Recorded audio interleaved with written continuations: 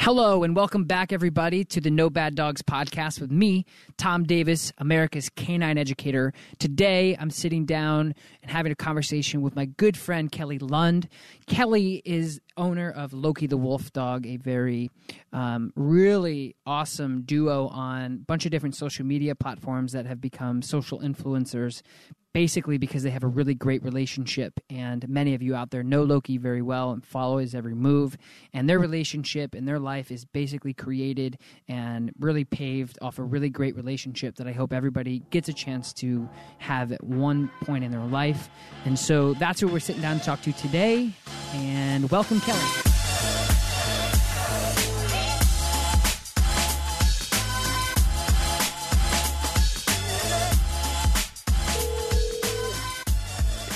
Hey, brother. Hey, Kelly. How you doing, man?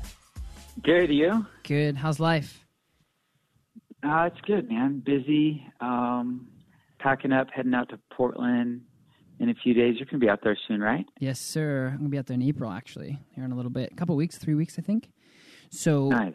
Yeah, man, we're rolling. So welcome to the No Bad Dogs podcast. Oh, sweet. Yeah, man. And go ahead. Okay, cool. Yeah.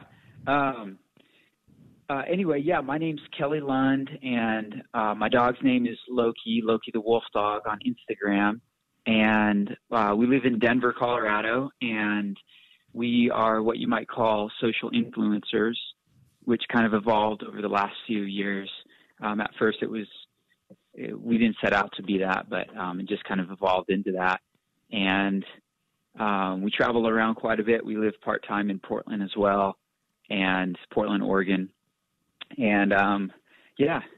Awesome, man. And how old, before we get into some of the logistics of the social media and stuff like that, how old is Loki right now?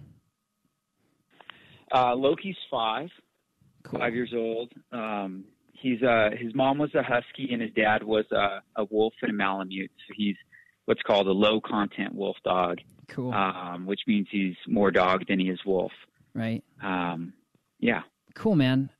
Yeah, and Loki, for those of you who don't know, Loki has a huge social media presence, and Kelly and I, like I said in the introduction, Kelly and I became friends over the last couple of years, and when we first kind of got to know each other, we kind of scratched each other's backs as far as what we did, spreading messages and really trying to help people become better dog owners. And I absolutely love what Kelly and Loki are doing, because they're basically putting on a huge platform. I mean, I think you have like 1.7 million followers, which is gigantic. You know how many people you're reaching, and a lot of that is very organic. So you're really, you have a huge fan base of people who watch like your every move, which is really fantastic. And one of the biggest reasons why I, reached out to you guys and why I love what you're doing is and correct me if I'm wrong, but I mean, you've built a career for yourself and for your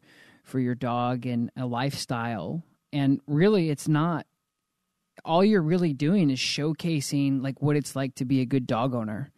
I mean, that's what you do on your Instagram account is you go out, you take beautiful pictures of your dog having fun, right? Yeah. That's it's pretty crazy. That's pretty much what we do. I can't totally take credit for it. It was just kind of something that that kind of evolved outside of my own hand. Some different websites wanted to write articles about us, and that's really what really grew our presence on social media. Websites like BuzzFeed or Board Panda or even like People Magazine, and wow. I don't know, we've been like in the LA Times and different things like that. So it was really these opportunities that came about. And I guess the lifestyle that I've developed has just kind of mostly just been kind of a reaction to, not a reaction, but just kind of responding to the opportunities that are given to me and trying to be faithful with telling our story and just kind of working as hard as I can within that. But I didn't set out to have this, but I'm certainly thankful for it. I'm certainly thankful for Loki, because I think that he tells a story, and I just kind of capture it. He he tells a story with the dog that he is, and he's a really special animal, and I think people can see that through social media. So yeah, man, I'm thankful for him in that regard. Yeah, that kind of gave me chills a little bit. That was really cool. Because you're right, I never really thought about it like that. And Loki, I've met Loki and hung out with you guys, and Loki really is a very, magical kind of creature. I mean, when I first met him, he's so stoic, and I think a lot of people, think maybe he's different than what he is, and I think he's better in real life. Taylor, when Taylor came out with this. I would agree. He's much better in real life. I try to do the best I can to portray it, but it's hard. I think he's a lot more gentle than people would imagine, and he's pretty aloof, and he's kind of his own person, and he almost has like a personality like a horse. Like a horse's spirit is very you can very much sense their spirit, and Loki's kind of like that in a way. Yeah, man, I agree 100%. He's very. You're right, though. That's a really cool way to put it. Actually, I never really thought about that. You are kind of like telling Loki came to you. Let's rewind a little bit. How did everything start? So you got him as a puppy. Where'd you get him? And what were your first I guess your first funny times with him? And you were like, okay, this is this dog is internet worthy. I mean, how did it play out? Yeah, I did get him as a puppy. I got him from a breeder in Utah, which, looking back, for anyone that's listening and thinking about that, I wouldn't recommend that. I was pretty ignorant at the time. Yeah. Now I understand that there's a lot of need for adoption with wolf dogs, especially because they're so hard to handle, and so many wolf dogs end up going to sanctuaries because owners really can't provide the exercise and the life for them that they need, because they can be tremendously destructive and tremendously puppies nervous or have social anxiety. Any northern breed in general, they all can be like that. Even though they might be really beautiful, they can be incredibly challenging. So it's just something to think about. But yeah, I did get him as a puppy. I brought him home, and I was working for the city of Denver at the time, and up until about a year ago, I was doing that. And I just kind of made it my intention to take him everywhere I possibly could. I remember it was around Christmas time. I would take him to Christmas parties. He would, be around a million different people. I was blowing snow to build a terrain park for the city of Denver, and I took him there, and the snow blowing machines are like big giant jet engines. Yeah. And really any sort of interaction I could, any errands that I would go on, he'd always come with me. And that's kind of how it started. I didn't really start an Instagram or taking pictures till about a year later. People kind of kept giving me a hard time about it because my personal Instagram was full of Loki. Yeah. And people were like, oh, you should just, start an Instagram for him. And anyway, it kind of evolved from there. Yeah, man. We started skiing and backcountry snowboarding together when he was about 4 months old. So that same winter that I brought him home. And I would say that's a key factor, in his personality and how calm he can be, is when you have a dog, to give them intense exercise, to totally wear them out, to totally exhaust them, just like we might be when we kind of go on adventures like that. Yeah. I think they need that to kind of help build their personality, to be calm and yeah. And I don't know, like a sidekick, I guess. Yeah. And so you brought him, how old was he when you brought him home? I think he was 8 weeks old. Right. So then what you did is you basically just brought him everywhere, and you were taking pictures of him on your personal account, and then your buddies and friends and family were like, hey, you should probably just make him, his own account. And little did you know, putting in Loki the Wolfdog in an Instagram account is going to change your life, right? Yeah, it's true. It's crazy. Yeah, I think another thing, when he was a puppy, I had a husky before him. that I cared for. It was an ex-girlfriend, and I cared for a lot, and I would run him on next to a bike all the time. So I knew as a puppy I wanted to do the same with Loki, and so I started walking him next to a bicycle, even at like a month, like 2 months old, 3 months old. He would just walk next to a bike, and that has also been like a big factor in that. But yeah, as far as evolution of the Instagram, that's kind of how it happened. It was just, we were actually up in Wyoming with a buddy, and at the time when he was about a year old, taking pictures by this frozen waterfall. And at the time I thought these photos were like really, really cool. So if you scroll all the way back, you'll see it as one of the first ones. But that was actually kind of the inspiration for doing it. That's great, man.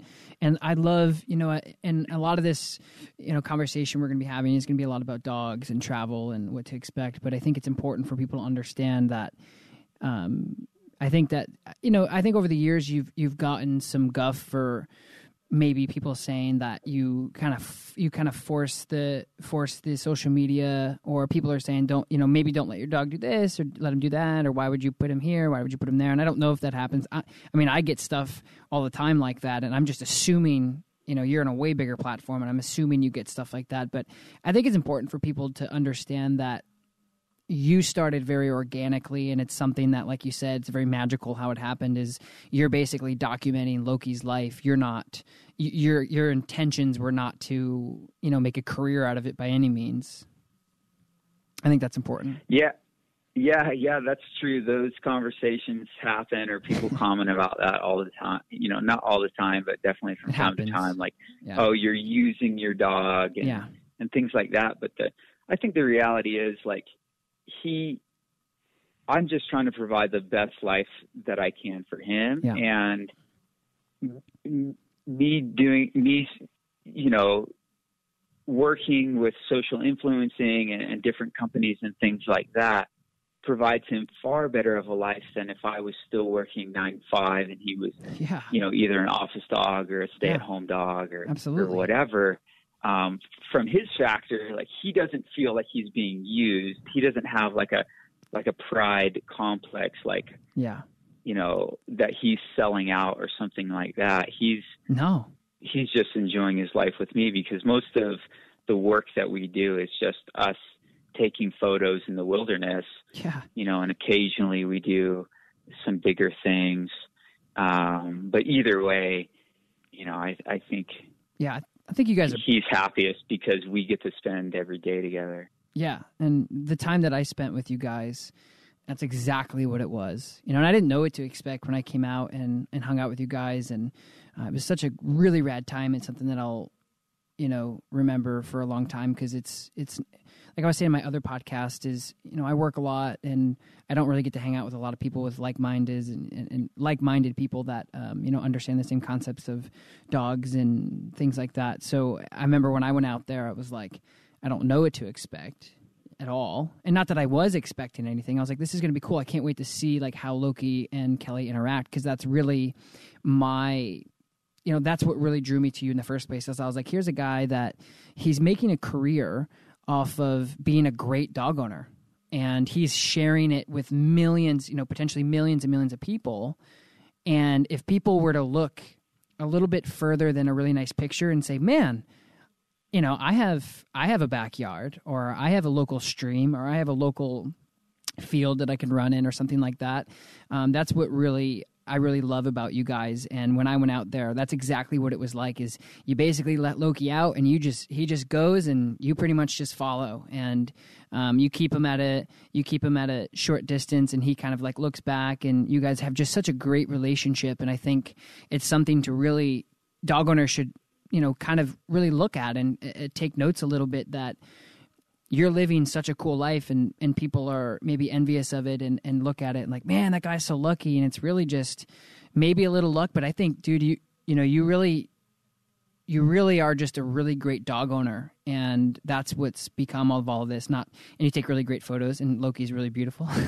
But I'm really happy for you guys that you're portraying like, hey, man, you guys can do this too.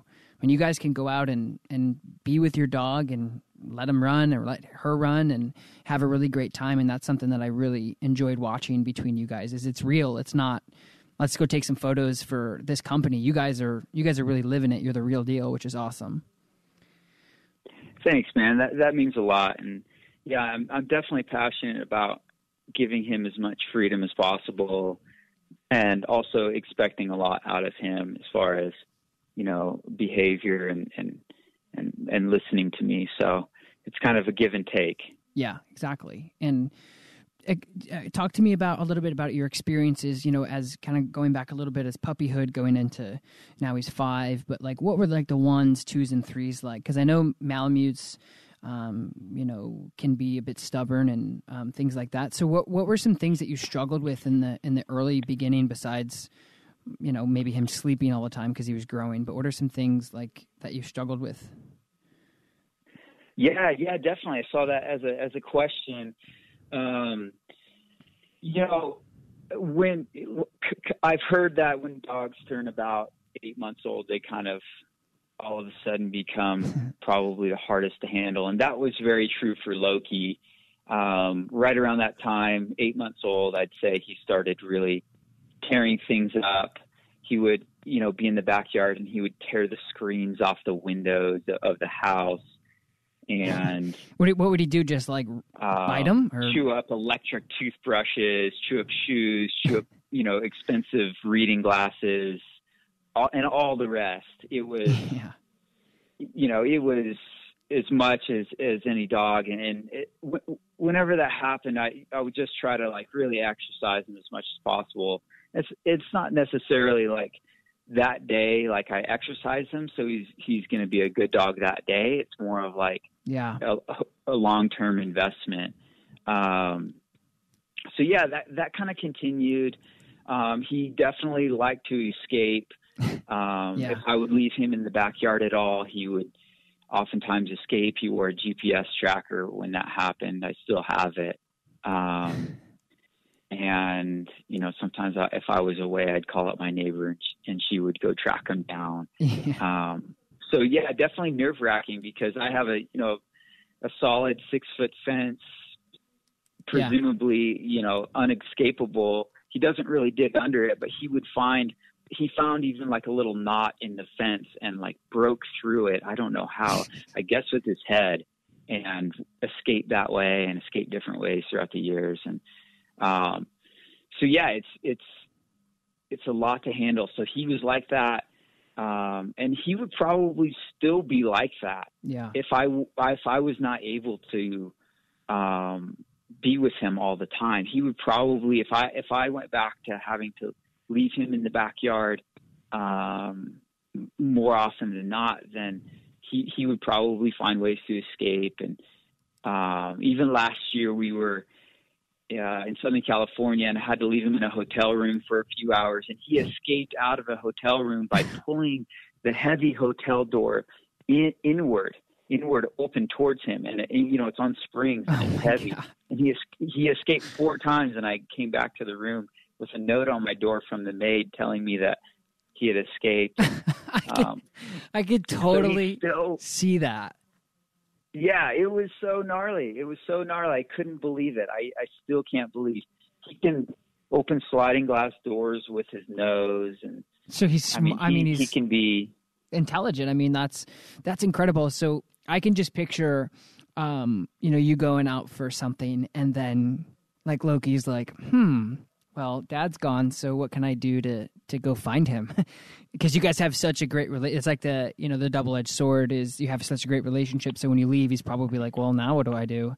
And I could just picture the maid like, come on, Loki, back into the room. And I could just see him kind of putting his head down like, okay, I'm going to do it again though. Yeah. I'm sure that's how it happened. I mean, to this day, I can't really trust him in another home, but outside of my own home. He can stay in our house just fine, but another house he'll tear things up or he'll try to escape. Yeah. So do you think, going back to like what you were saying about him kind of getting mischievous and chewing up things, do you think that when he did stuff like that, and this is just for, the dog people out there working with, these types of dogs or, just these type of behaviors anyway. Do you think that, when you came home and you saw a shoe or a chewed up toothbrush or really expensive glasses, were you like, okay, my bad, you're right, I should have walked you or I should have ran you? So instead of punishing him by saying bad Loki, was it more like my fault because I knew that you needed this exercise and you didn't get it? Is that what it was like? Is that what you did? It's kind of a double-sided coin, I would say. I definitely want to let him know that that's not okay to do. Yeah. What would you do to like show him punishment or, say, hey, these are expensive? I would talk sternly to him. I would put him in timeout. He would know from my posture, mostly my body posture, I would say that things are not okay and that he cannot do that. And so he feels off that pretty well. Like if you, kind of like bad Loki or what did you do? And you kind of change your demeanor. He picks up on that pretty well.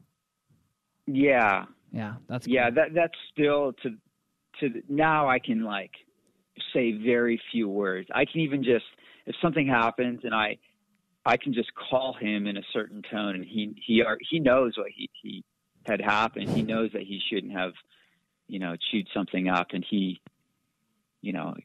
very smart. I guess I'm under the belief that dogs do remember more than like 5 minutes past, and they can remember that he had done something. Because I'll come downstairs and something will be chewed up, and I'll call him, and he won't come. And he's like, "Yeah, I know what you want, but." Yeah. Okay. That's interesting. I can see Loki kind of like getting like, oh man, what did I do? Cool. What's his daily exercise like now? And again, for people out there listening, for anybody out there listening that, has a dog or any type of dog really, this is go ahead. His daily exercise is typically like a couple mile bike ride every day, maybe a little bit less. And then hopefully a few times a week, we have something that's a little bit bigger than that. If we're out on the road, if we're on back roads, like out in the desert or something, I'll just let him go and I'll just drive down the road and he'll just run through the desert, kind of following us for miles. Or we do a lot of snowboarding still, and that really, really wears him out. So yeah, kind of all of the above. If nothing's happening, I try to run him. That doesn't always happen. There are definitely days where he doesn't really get any exercise. So yeah, it's kind of all over the place. Do you see those side effects from not like, so he goes out for a, crazy day of snowboarding, the next day he may be tired, but the following day maybe. So do you see any repercussions of not bringing him out? Does he act up at, at this age or maybe even earlier? Was he kind of like spiteful? He does. I can kind of see a reaction. He'll be tired the next day and I might not, that might be a rest day when I might not run, but and he doesn't necessarily get like, destructive or, aggressive or anything like that, but he almost as if he kind of like gets suppressed or,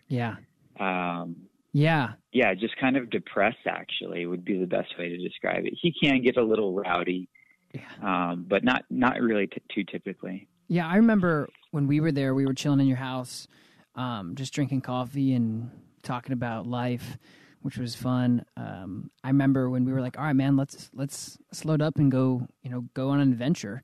And I remember Loki was literally just a slug the entire day, almost like waiting for you to be like, all right, let's go. And then as soon as you asked him, like, I can't remember, you asked him, like, want to go for a ride or want to go do something, he turned into like a completely different dog. I mean, he was like, yep. And a lot of dogs out there do that. Like, want to go for a ride? Like, if you get a leash, it's conditioning. So they know that term or that leash or that collar means that they're going to go do something fun. And as soon as you said that, he probably still does. He went crazy. He was like, yes, let's go. I've been waiting for this. That was cool. Yeah, that's totally true. Yeah. And so you exercise him a lot, and I think it's important for people, dog owners in general, to realize, even for the dogs that we have here on Board and Train, like I make sure that the board and train dogs, if they're not in our daycare, are walked a couple times a day, around the property, because it's not all about train. It's, there is a lot of outlets that animals have to have. And Loki's just such a great example of a dog that's influenced by many different really troublesome or potentially troublesome breeds and mixes, and you've taken all of those challenges, and I would consider them challenges sometimes, and taking them and really putting them out there to the public, to millions of people, and you're like, look, this is what I do. And I think, at the end of the day, do you think that your goal is to help people understand how to become better dog owners? I mean, what kind of, besides like your love and appreciation and trust and bond with Loki, now that you've built up, people seeing millions of people seeing your stuff every time you post, what do you hope people get out of your journey with Loki? Yeah. As things kind of exploded, I realized that we kind of needed a mission statement, and the mission statement I kind of developed was to inspire other people to get out, explore their world, and make memories with their dogs. And that's at the core what I hope to accomplish with what we have. And, that's a really timely question that you ask, because lately I've really been thinking about what are we doing with this platform? We're telling a story. I hope we're inspiring people, but is there more that we can do? Right. And when all is said and done, like, it's great that I have been able to be a professional dog owner, but I think that there's probably more that we can be doing. And we're kind of in the midst of kind of exploring that and seeing what we can link back to our mission statement, but also beyond that, other ways that we can give back and other ways that we can kind of be a light in the world. Yeah. We're kind of on a journey with that right now. Trying to figure that out. Yeah. I hope you'll see, some things come out this year that will be kind of in that. You could do like, heart. You could do, I know you and I, when we sit down together in person, we really bounce off a lot of different things, which is really fun. Because like I said, like I really try to surround myself with people that are very like-minded, because I think it's good for it's good for the soul to like have the same wavelengths, be around those people. And so when we talked, you were talking about potentially, I know you have a calendar out, which is really great, and that raises money for local charities and shelters and organizations, right? Yeah. We didn't do one this year because we've actually been writing a book. Yeah. And that book's going to come out this summer, which is really, really cool. So we kind of had to devote all of our writing time towards that, or, any sort of print time towards that. So that's really cool. Yeah. That's exciting. But yeah, we've done a calendar, we've donated to different charities, and we're currently kind of on a path to do that some more. And that's awesome. And also looking for new opportunities. Yeah. And I remember when we were talking about that. And I just, like I said, it's such a big, day in and day out, I try to, on every platform, whether I'm doing a talk or doing a speech, or I run into somebody at the grocery store and they recognize me or whatever, I try my best to influence people as much as possible to really make an impact on like making sure that their dog. I think a lot of people who are struggling with dog training have no idea that exercise and relationship is the number one key to success and or to change their problematic behaviors.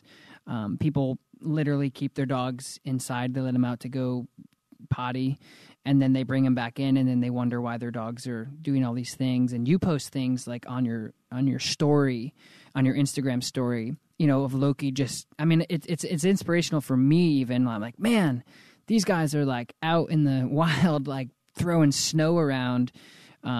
And I know you guys are having a great time, and it really it motivates people like myself, even, that I get to come and work with dogs gratefully every day too. But it makes me want to do more relationship bonding things instead of training And moving forward, have you, what kind of, I know a lot of questions you get are probably, how did you get Loki to do certain things? But the Husky, the Malamute, and other breeds like that are influenced in the Loki have an infamous reputation of being terrible off leash.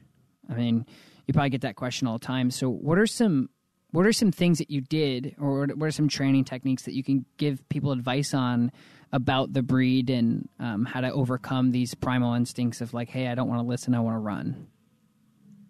Yeah, that's a great question.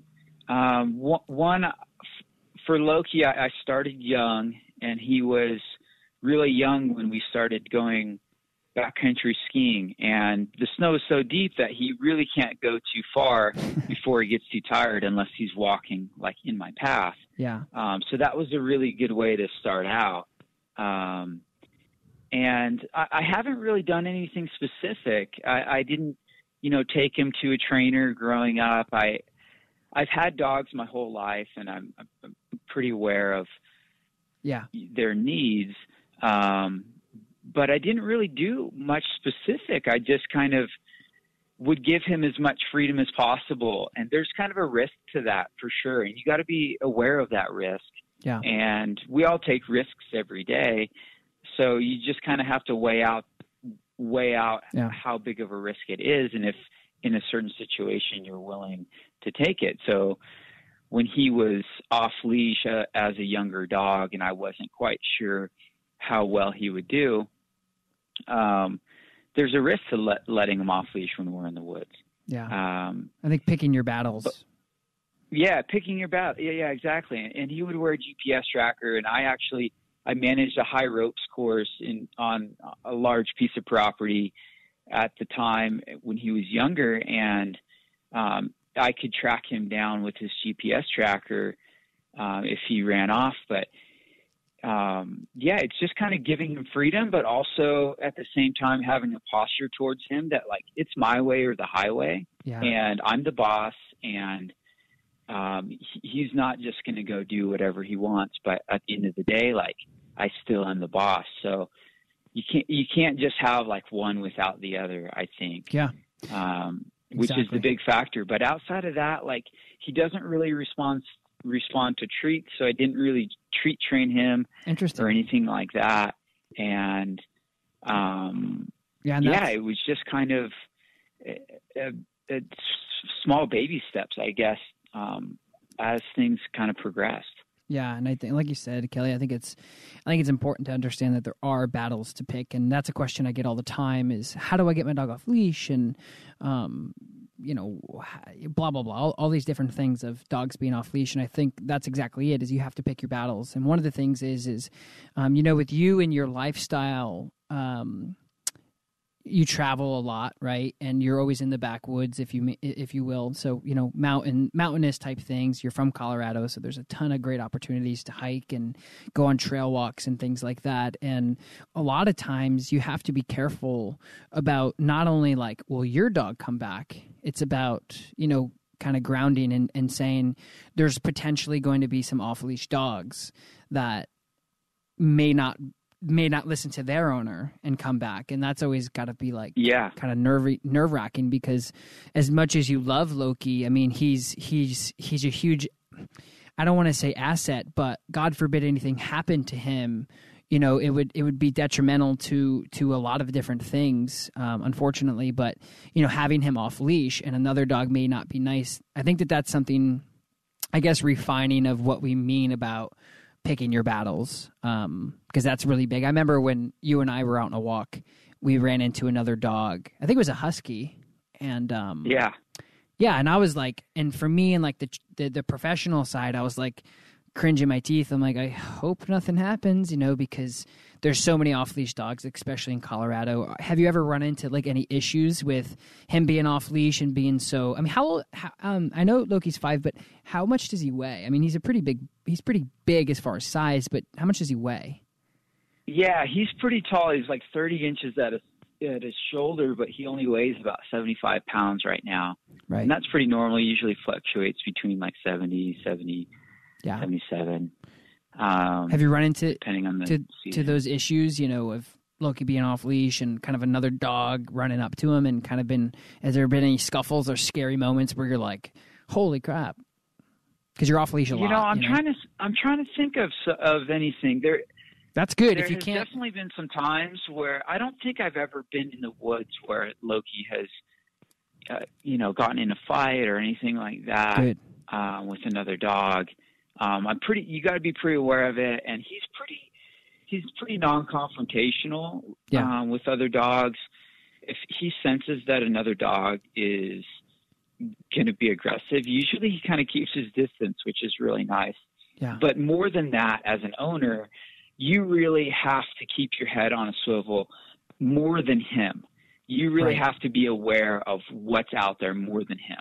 For instance, like if I'm out in the woods, I've got to be watching for rabbits or deer or whatever else, like better than Loki, better than a dog, because I've got to be able to stop him. Even last night, I was out working in my garage, and there was a rabbit in my neighbor's yard right next door, like 20 feet away. And I was able to, he saw it, but it hadn't moved yet. And I was able to catch him and call his name very sternly. And he stopped, and he was about to run for it and didn't. Good. But that only happened because I was watching, I was looking, or else if I wasn't paying attention, he would have taken off, run through the neighborhood, and come back. And that's a great point. And I try to tell that to people too. With the training that I do, I train a lot of off-leash stuff, and I always tell people exactly that. Keep your head in a swivel, because if you're going to let your dog off-leash, it's your responsibility. You have to make sure that there's no other dogs. Like, we have a golf course right above my facility, and in the winter, obviously, there's nobody golfing because we have a lot of snow, and so we go up there all the time, and I'm always keeping my head in the swivel just to make sure that there's not even other dogs, but skunks and things like that. And I think that's a really good point for people out there wondering about off-leash work and potentially having your dogs off-leash. It's more important to make sure that your dog is safe, because it's your responsibility. Yeah, no doubt. Definitely. No doubt. Yeah, Loki has been quilled by a porcupine. We were sleeping in the back of my truck, and in the middle of the night, he jumped out of the truck, woke me up, and before I knew it, he had been quilled by a porcupine that was sniffing around our campsite.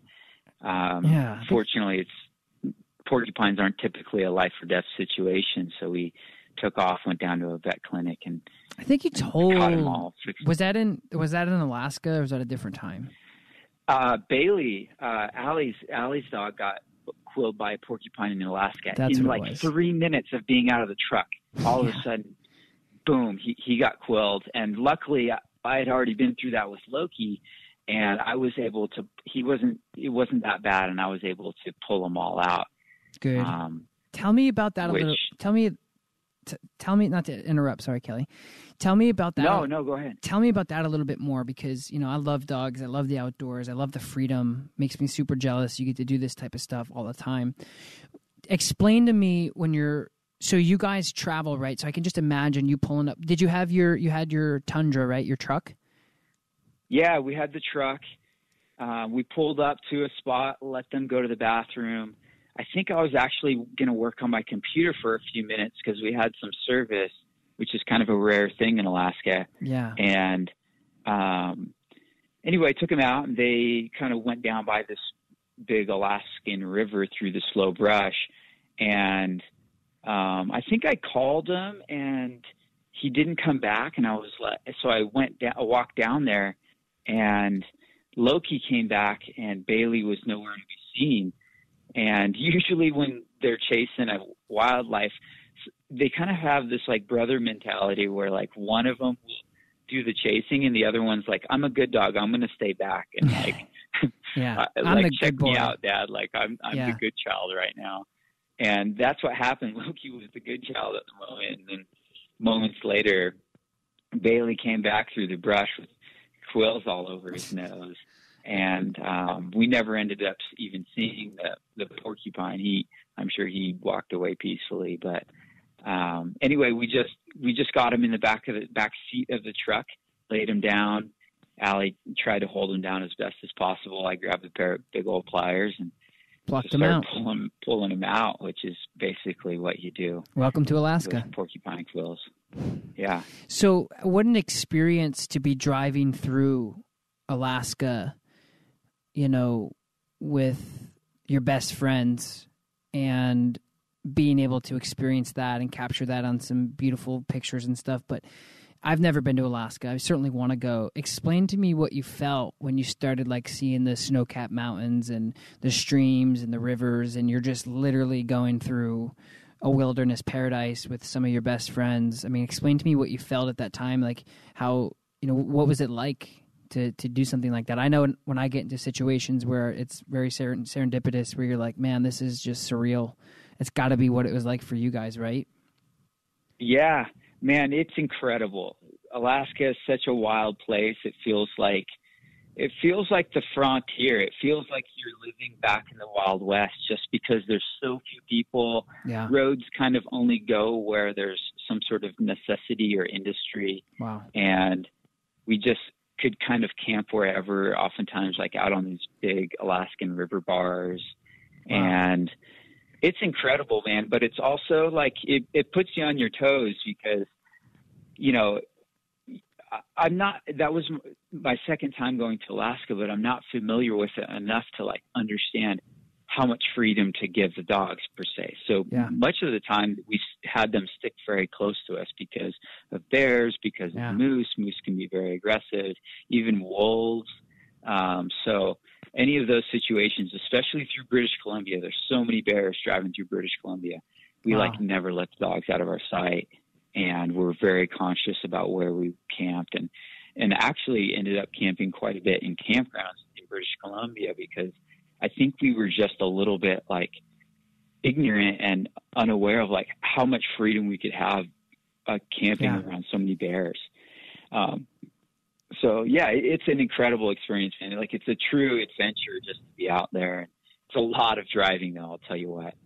Yeah, that's a hike, but it sounds like it was totally worth it. And I'm really happy for you guys being able to do that. That's really rad. I always tell people too, kind of going a little off topic, a happy dog never runs away.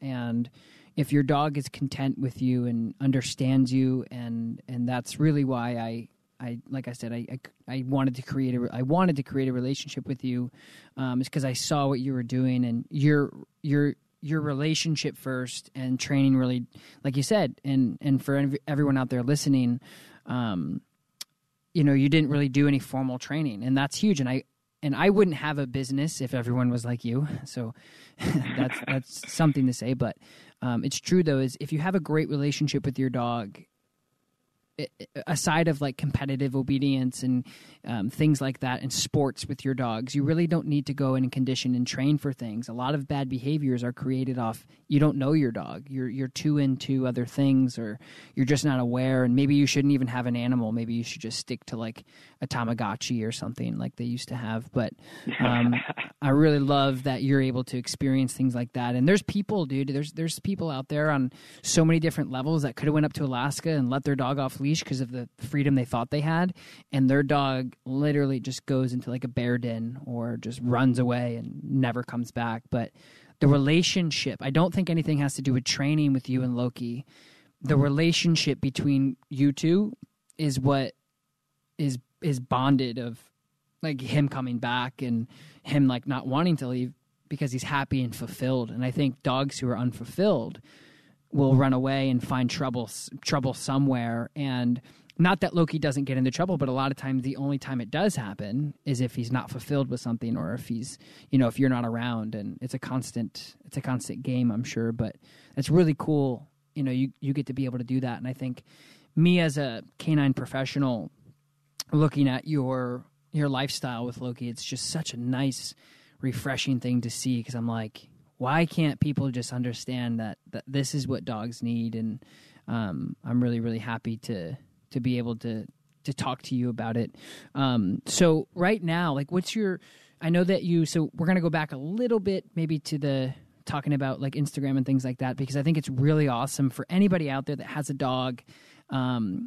you like I said, you have millions of people watching your moves and what you do, and now you've become a social influencer for different things. And why don't you talk a little bit about that? Like, who are some bigger companies that people would not understand, but bigger companies that people would know that have reached out to you guys and said, "Hey, you guys are freaking awesome because you have a great relationship. Your dog, it's not about, wow, your dog sits really nice. It's like, no, you guys are primal and out there and doing things." Tell me about some opportunities that have happened for you that have happened because of your good dog ownership. Tell me a little bit about that. Yeah, definitely. I'd say the first one that ever happened was a pet food company that we're still with, and they're called I and Love and You Pet Food, and they're based in Boulder. And we had very few followers, and they reached out and were like, "Hey, we really believe in your adventures and believe in what you're doing." Great. And we started working together, and it's every relationship is different. Every brand partnership is very different. Some of them I've reached out and contacted them. Other ones have contacted me. Some other ones that people may know of would be like Toyota. We have a partnership with Toyota, and that relationship started because after we really started growing, after we kind of spread across the internet for a short amount of time, I saw some other social influencers like representing car brands, and I'm like, well, heck, I've been like a Toyota fan my whole life. I'm just going to figure this out. I'm just going to figure out who the marketing company is that represents Toyota, and I'm going to call them. I just literally cold called them, and I was like, this is who I am. I have like a pretty large social media platform, and I have this idea. And a year and a half later, that was a long time ago, a year and a half later, it finally kind of solidified. And so anyway, Toyota would be a brand partner. And what did they do? So within that year and a half, did they just say, "Yeah, we'll let you know," and then they called you again or something? Well, yeah, it was a big back and forth because I have always communicated directly to the marketing agency, not necessarily to Toyota. Right. And they were on board, but it took some conversations, a lot of conversations, to kind of convince Toyota to do this. And so it was very much a long process, and then a long process to kind of figure out the contract and figure out what that would look like and whatnot. So it was just kind of back and forth. I think it was totally out of left field for them because they had never really worked with somebody like me before. Yeah. And what happened after that conversation? What did they supply you with as far as a brand? Well, we promote their Forerunner on our page. So we post for their Forerunner. You'll see it on Loki's page and throughout our stories. And that's excellent. That's what we do. Sweet. What are some other things you got going on? That's really cool. Oh man, I remember I saw you did some cool stuff with Mercedes Benz. That was cool. Yeah, that actually happened after I had reached out to Toyota, but I didn't really know if it was gonna take or not, and I hadn't heard from them. And then Mercedes wanted to do this special project, and it was so much fun. I remember you telling me how cold it was. Kind of like a one-off was. deal. Yeah, it was. We shot that video. If you've seen the Mercedes video. And it was -40 out one day when we were shooting. And even I got a little bit of frostbite on a few of my fingers. Wow. And it was gnarly. And Loki, that was really the only time in his life that I've ever seen him kind of look at me and be like, what the heck are we doing out here, man? But that was one out of 4 or 5 days of shooting. And anyway, that was a fun project that we did, but that was kind of like a one-off deal, and I was more interested in a long-term relationship. So, and Toyota, I've always been a Toyota fan. Mercedes isn't really our too much dog sweet hair. spot. So Anyway, Toyota. What are I'm trying to think of some other brands that I know that I was sponsored or affiliated by a company out of Utah, Wolfgang Man and Beast. And I remember when I was out with you, I was like, hey, man. And that was a company that when I basically reached out to them, and I didn't know who they were, and they were so small at the time. And I don't know how the heck I found out about them, but I don't remember. But I remember reaching out to them being, hey, like your brand is me. I'm like, I literally like work with wolves and dogs professionally, and I think that we would be a really good fit. I love it. I love what you guys are doing, and they agreed, and I signed up with them. And then I remember when I was out with you, I think last year, I was like, hey man, I work with these guys out of Utah, and I remember you being like, yeah, I've heard of them. I think I met with them one time or something like that, and then you guys I connected you guys, and you guys did a collaboration recently, right, with some leashes and collars and stuff. Yeah, that was an amazing connection. Thank you so much for that. I met those guys. I ended up meeting those guys, and they wanted to do like a collab. So I worked with their designer Kevin, and we kind of developed this leash, and we'll probably develop some more here in the future. Love those guys. It's a really, really cool small group of individuals out in Salt Lake City that are putting together this, just a really cool brand with a really, really cool culture. Good. I love kind of what they stand for and what they're interested in representing. They're a great brand. Yeah, I'm really happy I could connect you guys with them. I agree. I think that you guys were a perfect fit, and I'm glad it worked out. So, and then you did some stuff with REI, right? Or yeah, we've done some stuff with REI. We shot a video for them. You can check it out on YouTube, Camping with Loki the Wolfdog. We've done a few other things with them, like for their Opt Outside campaign over Thanksgiving. And then we work with GoPro. That was a big part of our story, actually. We got connected with GoPro. We kind of won this video contest that me and my friend Nate took some video of Loki snowboarding and put together a little video, won a video contest, and ended up getting invited to go to the GoPro Mountain Games in Colorado. And since then, we've had a good relationship with those guys. Love GoPro, love the community that those guys represent. Yeah. It's just a really inspirational group of people to be around. It's really cool. Yeah, man, that's awesome. So yeah, we have what are some other things? We work with some other vehicle brands like a rooftop tent company. It's called Go FSR. And I saw there was a question of how I get Loki in the rooftop tent. I've only done that once.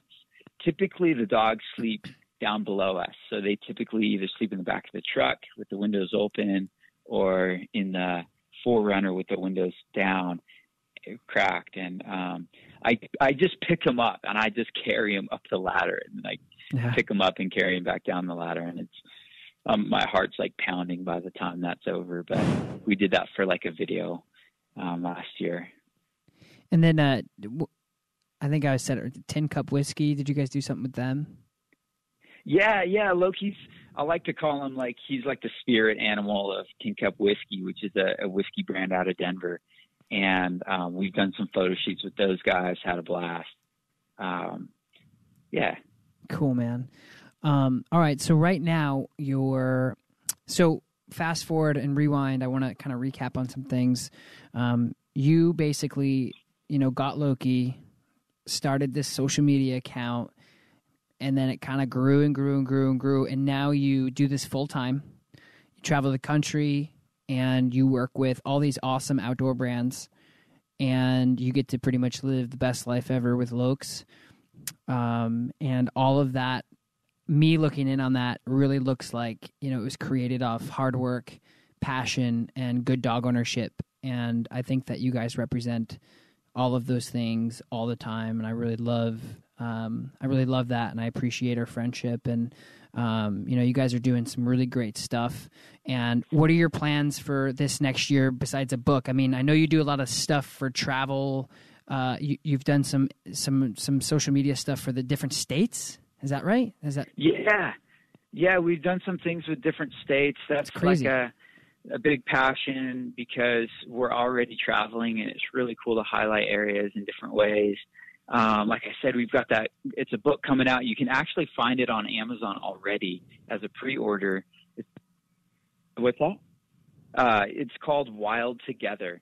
So if you look that up on Amazon, It's going to be kind of like a photocentric book. Kelly, did you just with copy? Allie wrote all the copy in the book. Did you just read? Did you read my mind, or is Allie standing next to you? She's sitting next to me. Because I was like going to ask you what it's called, and you're like, "What's that?" Oh, it's called this, Yeah. and I was like, "Wait a minute, what just happened?" Yeah. Okay, cool. That would be pretty cool. Hi, Allie. But I'm not that cool. Cool. It's called Wild Together, and it'll come out on July 3rd, and you can pre-order it at any time. It's about to go to print right now. We're just kind of finalizing. That's exciting. The final draft. What's it going to be about? I actually want to get. What's that? I said, what's it going to be about? I mean, tell me a little bit about the book. I mean, what are you guys going to be? It's kind of our memoirs. It's kind of written in a way where it's almost like a journal entry. Each page you can read individually, and you don't have to necessarily know what's on the page before or the page after. Like, and some of them are talking. Some of them are trying to answer some of the questions that we get a lot about our life and about traveling. Other ones are just hopefully relatable to anyone with a dog, like the idea and the process and the emotional journey that we go through of as your dog is a puppy and as he gets older and as he's old. Other ones are about traveling and about different places that we go to. Anyway, we actually started writing that book on our last trip. Sweet. So it's really written kind of in a vein of our travels and our adventures along the way. That's awesome, man. I wanted to ask you a question before I forget. So there's one picture, and I've mentioned to you before that I was born in the Springs too, so I'm a Colorado native. So I love Colorado. It's somewhere like I feel like I'm still in my 20s, and I feel like in the next 10 years I'll find myself somewhere nestled in Colorado mountains, like training dogs. And but anyway, I love that idea. That's awesome, man. I hope to see you here. Me too. There's a picture that has always, like, if I could pick one place, it would be the picture that you posted of that little cabin with like the little wood stove that I see you post about sometimes, and I need more information about it. And tell me, do you know what I'm talking about? Oh man, you're asking me to give away one of my biggest secrets. I'm not. I'm just. I want you to tell me just a little bit about it, because I almost don't want you to tell me anything about it as far as like where it's at and how you found it. But it's like the most remarkable, beautiful little cozy cabin nestled somewhere. And for all I know, it could be a set somewhere that you made up in Hollywood or in your basement. But can you tell me about it a little bit? Yeah, I'll give you some insight. It's in a place that we snowboard quite a bit. Cool. And somebody built it probably back, I'm guessing, like in the 70s as kind of a little ski shack. Wow. It's got a couple little bunks in there and a wood stove. And it's not so glamorous on the inside. On the outside, it looks so cool. It's just a really cool little cabin. But we've slept in it before and kind of access this certain zone to ski. There's quite a few of those in Colorado.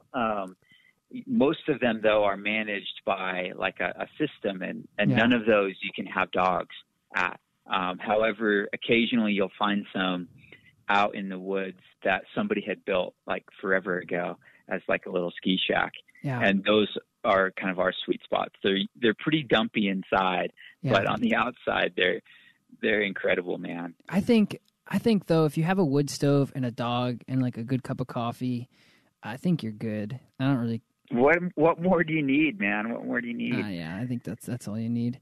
Cool. And I know one of the other questions I wanted to ask you is, do you ever get like freaked out by some of the? I know like a lot of celebrities follow you guys. Have you ever had a chance to meet some of these guys that follow you? And do you ever freak out where you're like, wow, this person's following me? That's pretty crazy. Any experiences on that? Yeah, that's a good question, man. Celebrities that follow Loki, there are a few. Loki is who connected me with one of the guys from Florida Georgia Line, Brian Kelly. And BK. We've become good friends. And Allie and his wife have become good friends, and hopefully going to go on some trips or whatnot. But yeah, dude, he go ahead. Well, actually, let me rewind. That's probably an exaggeration. We haven't really become good friends, but we have hung out. Okay. We Yeah. have hung out, and I love their music, and we keep in touch from now and again, and so that's probably a misnomer. We're not exactly like no, but tight, that's really cool. Yeah, BK's for those of you who don't know, BK is he is one of the singers in Florida Georgia Line, which is like one of the biggest recording country music star artists out there. He's actually reached out to me a couple times too. He's building, and I don't know if I'm supposed to say this or not, but he's building. He's building some stuff with dogs, or he's doing some stuff with dogs, and he actually reached out to me and asked me if I would be interested in coming out and doing some stuff in Nashville with him, or for him, or whatever. So that's really cool. Maybe he connected from you to me. I don't know, but yeah, BK's. I think he followed. I don't know, man. I don't know which one came first, but man, I would love to see you guys partner up on something. He's such a good guy, and I think people see those guys and might not really know, cool. What they're all about. But him and his wife are just the most genuine, down to earth, quality people. Yeah, man, they're some good people. Yeah, he seems really cool. I hope I get to work with him. So he's got like 4 shepherds or something, and he's got 4 shepherds. It's pretty wild. Yeah, we talk about dogs and things like that. Maybe I'll hook up with him sometime. What about some other anybody else you could top of your head? Oh man, we did a video with a Paralympian back in December, and it's kind of making its way around the internet right now. Her name's Oksana Masters, and she did really well in the Paralympics this winter, and we were so stoked to kind of highlight her on some channels. I know some professional skiers, and man, I got to really think about that for a second. Loki kind of connected me with Renan Ozturk, if you've heard of him. He's a mountain climber, video maker, climber, and him and his wife are great people. Loki, I'm very thankful for some of the relationships that Loki has built outside of just people of influence, people all across the world, we've met because of Loki, and very thankful for that. That's awesome, man. That's really cool. Awesome. Well, I'm going to read off a couple questions that I posted on my my Instagram here, and I'm going to ask you a couple questions, and we'll see what we got. And so let's see. Talk about traveling with Loki, planes, trains, and cars. How to do it safely, and how to interact with people working with transportation places, and etc. So what do you think about that? We've kind of I saw that question. I wanted to talk about that. Yeah. We only drive.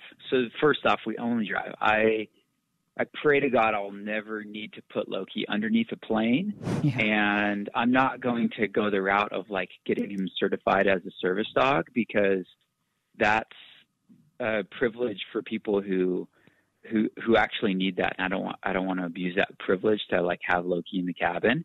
So as it stands right now, hopefully we'll only ever need to just drive. Which is pretty gnarly. It's a pretty big sacrifice. And that kind of circles back to the idea of like, if you have a dog, you've got to be ready to sacrifice for them. Yeah. And like we're packing up and going to go to Portland tomorrow. It usually turns into about a 22 to 23 hour drive. And that's heavy and it's gnarly. And luckily the dogs do really well in the car. We don't really have any problems. They pretty much just sleep all the time. So traveling is pretty clear cut for us, and it's pretty easy when it comes to decision making for me, whether when it comes to opportunities or where I'm going or what I'm doing. Like if I can drive there, great, let's make it happen. But if I can't, it's probably not going to happen. And I've turned down, a lot of trips with friends. I've turned down a lot of different things. Yeah, that makes sense actually. They're like, hey, come here. And you're like, if Loki can't come, I can't come. Yeah, pretty much. I mean, I'm going to Guatemala in a week, or in a few days, which is the first time I've been away from Loki in forever. And it's only because I trust Allie with Loki. he'll be hanging out with Allie for a couple of days. Cool. That's the first time I've been abroad in forever. I used to travel abroad quite a bit. And so, yeah, that's kind of our big factor in traveling. I got another question for you and Loki. And you may not be able to answer this because it's actually a really good question. What's your favorite, and this is by it looks like Cordy Pearsons. What's your favorite thing you've done with Loki? What's my favorite thing I've done with Loki? Was that the question? Did I hear you right? Yeah. What's your favorite thing you've done with Loki? Oh man, dude. It's a good one.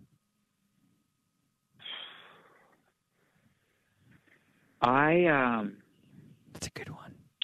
I love to explore really wild and remote places outside of, you might notice on our channels, we don't really post much from national parks because dogs aren't really allowed in national parks outside of like a parking lot. Usually they're not allowed on trails and things like that. So that kind of forces us to get out farther. And if you're listening and looking for places to explore, I would explore wilderness areas. Usually dogs can be in wilderness areas. Those are usually federally governed lands. Or you can look for BLM land, Bureau of Land Management. Oh, that's good to know. Or just basic forest like national forest, which is different than national parks or national monuments or state parks. Yeah. So I can think of a few places like out in the desert that we've gone to that you get out there and there really is literally no one around for miles, maybe dozens of miles.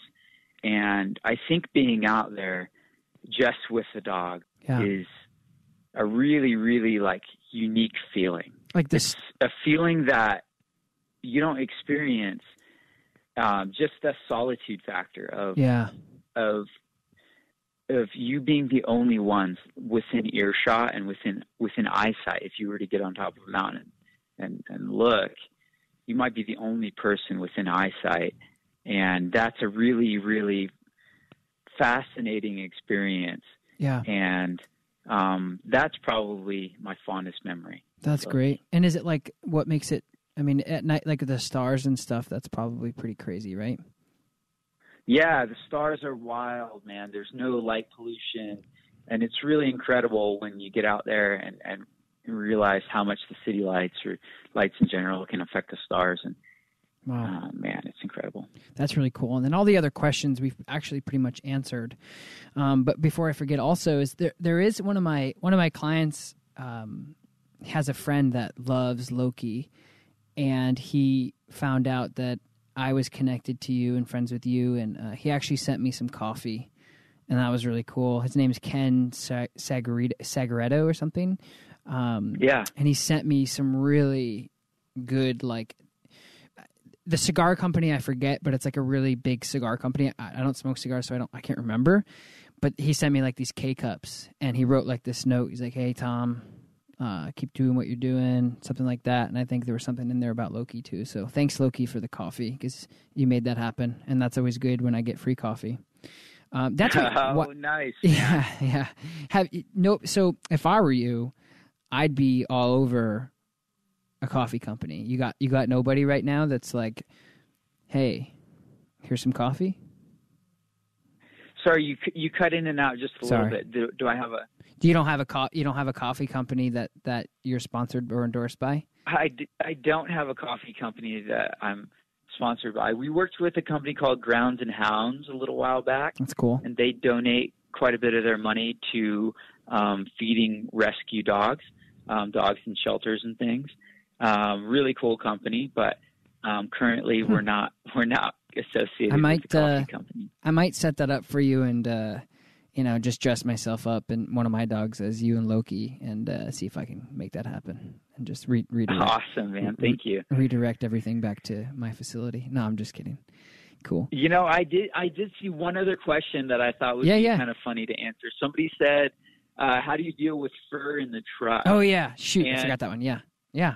I would say my 3 biggest goals in life are to drink more water, have better posture, and to brush my dog every day. And none of those things actually happen, but those are always the goal. And the hair in the truck is so bad, but really it comes down to how well we brush the dogs and having a really powerful shop vac that helps pull the hair out of the vehicle when we're home.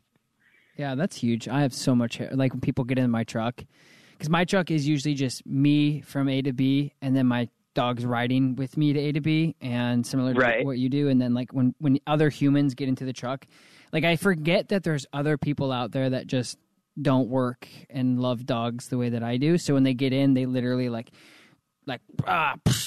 fanning dog hair all out of their face, and I'm like, what do you mean? Like, you don't have dogs? You know, it's funny. Exactly, man. Exactly.